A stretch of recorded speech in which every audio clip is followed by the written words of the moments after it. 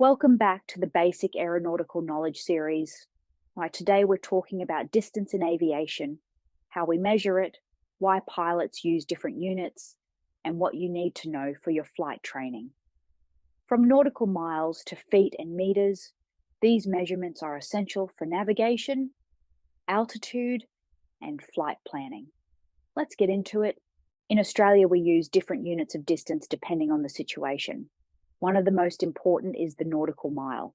In this video, we will look at nautical miles, feet and meters, and how each term is used in aviation. When navigating the Earth, we use two key reference lines, latitude and longitude. While both are essential, they serve different purposes. Latitude lines run horizontally around the globe and measure how far north or south a location is from the equator and are equal distance apart. More importantly, in aviation, latitude is linked to distance. 1 nautical mile is defined as 1 minute of latitude, making it a critical unit for measuring distances on aeronautical charts. Longitude lines run vertically from the North Pole to the South Pole, measuring how far east or west a location is. Unlike latitude, longitude is primarily linked to time. The Earth is divided into 24 time zones, each roughly 15 degrees of longitude apart. This system helps with navigation, flight planning, and determining local time differences across the world. We will explore time in another module. So, to sum it up, latitude equals distance, longitude equals time. What exactly is a nautical mile? A nautical mile is based on the Earth's shape and is directly linked to latitude, as we have already discussed. This means that if you move 1 minute or 1/60th of a degree along a line of latitude, you have travelled 1 nautical mile. In terms of measurement, 1 nautical mile equals 1.852 kilometres, 1 nautical mile equals 1,852 metres. Because nautical miles are tied to the Earth's latitude and longitude system, they are the standard unit for aviation and maritime navigation. This allows for accurate chart reading, flight planning, and distance calculations that align with global navigation systems. We measure vertical distance using feet rather than meters.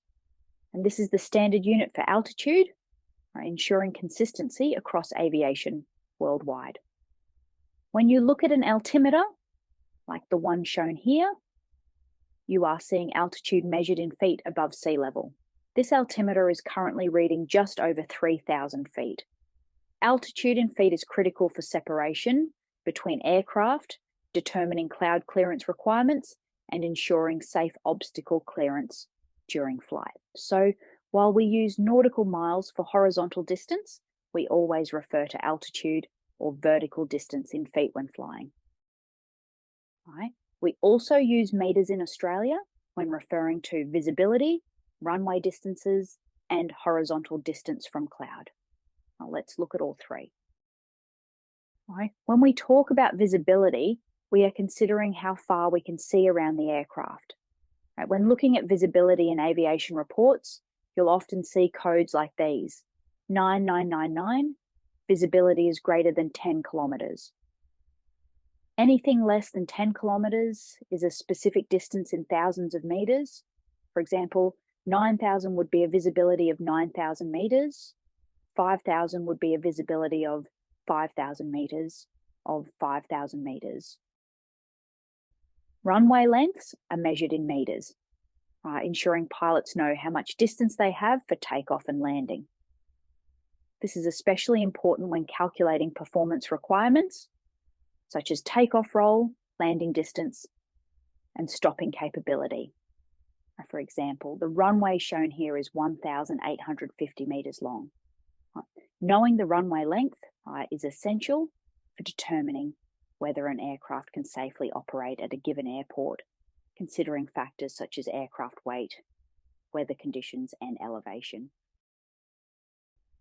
In aviation, meters are not only used for visibility and runway distances, but also for horizontal distance from cloud. Maintaining a safe distance from clouds is a critical part of visual flight rules, which we will discuss in another video. This ensures that pilots flying under VFR remain clear of cloud and maintain visual reference to the ground.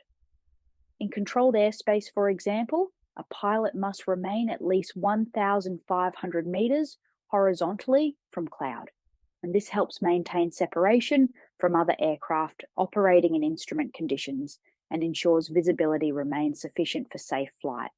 Thanks for watching this episode of the BAK series. If you're just starting your aviation journey, make sure you subscribe so you don't miss out on more essential lessons to help you ace your flight training.